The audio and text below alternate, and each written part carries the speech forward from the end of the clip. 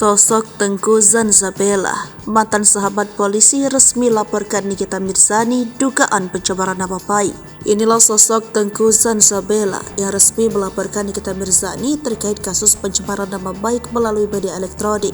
Mantan anggota sahabat polisi Tengku Zanzabela baru saja melaporkan Nikita Mirzani ke polisi pada Jumat 3 Februari 2023. Dalam surat tersebut, Tengku Zanzabela melaporkan akun Instagram Nikita Mirzani Mawardi _172 dengan pasal 27 ayat 3 junto pasal 45 ayat 3 Undang-Undang Republik Indonesia Nomor 19 Tahun 2016 tentang ITE. Sebelumnya, Tengku Zanzabela sempat mengancam ingin menyeret Nikita Mirzani kembali ke BUI. Ia merasa difitnah Nikita Mirzani lantaran dituding telah dipecat dari anggota Sahabat Polisi Indonesia. Faktanya, Tengku Zanzabela mengaku dirinya mengundurkan diri karena tugasnya telah selesai dan memiliki sejumlah bukti konkret.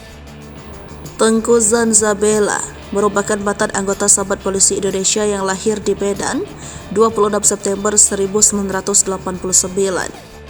Ia sekaligus istri dari Kasubdit Gasum Dit Sabara Polda Metro Jaya, AKBP Nengah Adi Putra. Artis berdarah Melayu ini terkenal dengan penampilannya yang nyentrik. Bahkan Zanza memiliki beberapa tato di badannya yang membuat dirinya terlihat semakin menampilkan kenyentrikannya. Karir Zanza dalam dunia hiburan dimulai dengan menjadi DJ, pemain FTV hingga beberapa program reality show. Selain itu, dirinya juga merupakan sosok penggemar berat Presiden kedua Republik Indonesia, yaitu Jenderal Soeharto. Nama Tengku Zanzabela menjadi sorotan setelah terang-terangan menjadi Najwa Shihab terkait kritikan pedasnya kepada kepolisian. Ia menuduh Najwa Shihab menggeneralisasikan seluruh polisi di Indonesia berperilaku sama seperti Ferdy Sambo. Namun, Zanzabela menganggap bahwa kritikan Najwa tersebut sebagai sebuah aksi provokatif untuk membenci pihak kepolisian.